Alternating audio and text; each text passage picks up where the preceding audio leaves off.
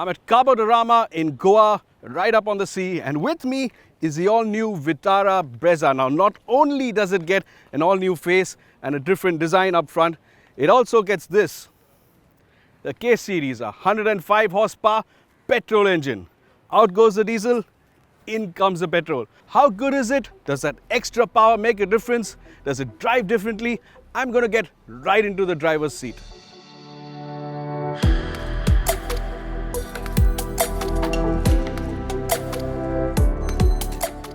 But wait, first up, how do you tell this new Brezza petrol from the diesel?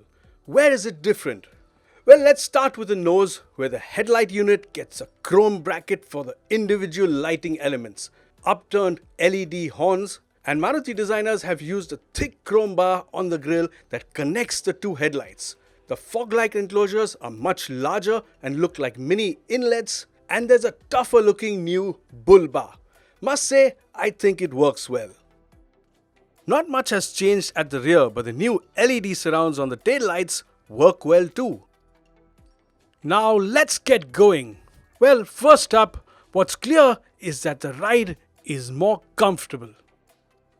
Now right away on these broken roads and over these bumps, you can easily tell that ride is much improved. It's much softer, it's more supple.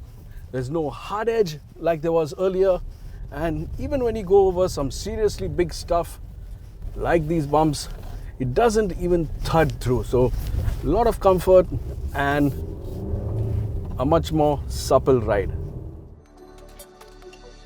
What also sets the Brezza apart is the robust build.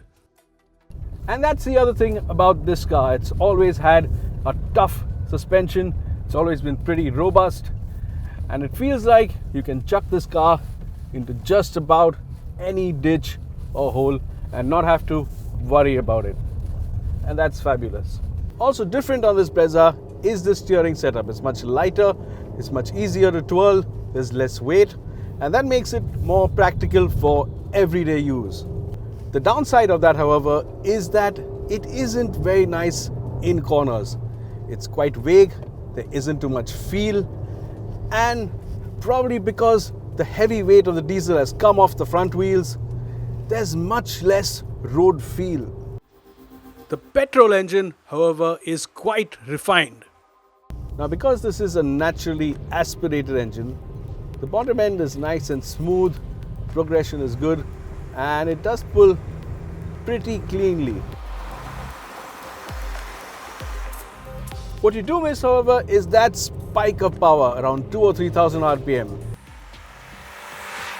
This engine just feels flat and doesn't have the mid-range punch you expect from a diesel or a turbo petrol.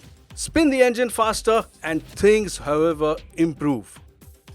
Now get past around 3,000 RPM and this naturally aspirated engine comes into its own. It pulls all the way to around 6,000 cleanly and then shift up and it carries on.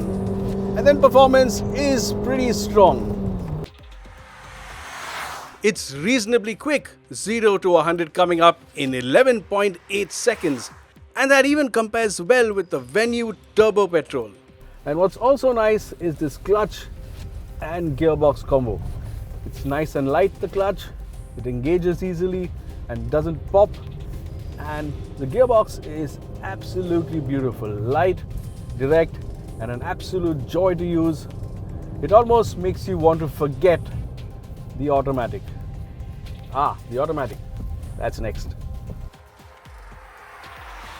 Now the Brezza also gets an automatic, not the same AMT as the earlier diesel Brezza. This one is a 4-speed torque converter equipped auto. The same as on the Ertiga with the 1.5, this engine. This one is also nice and smooth, easy to drive, and has a nice strong bottom end.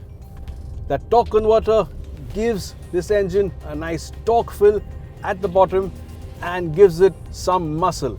And that means you can take off smartly from rest and you have a reasonable amount of power when you need to get back on the throttle.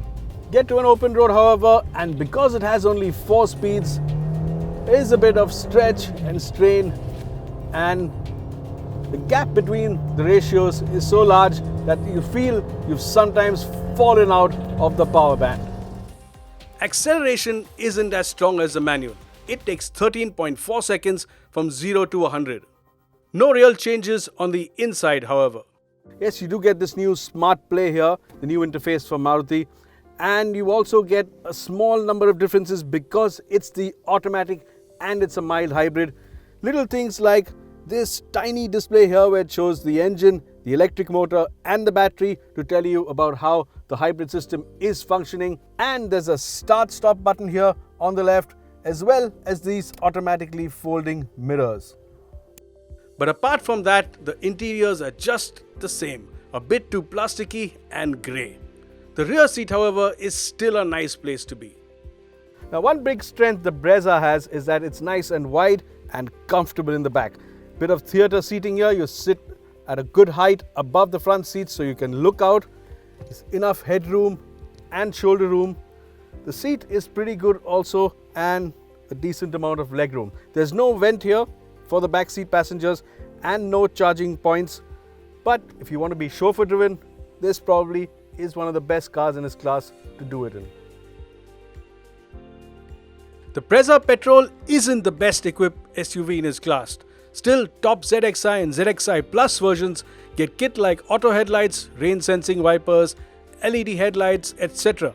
Stuff missing includes wireless charging, electronic stability control, sunroof, and it's not a connected car, even today in 2020.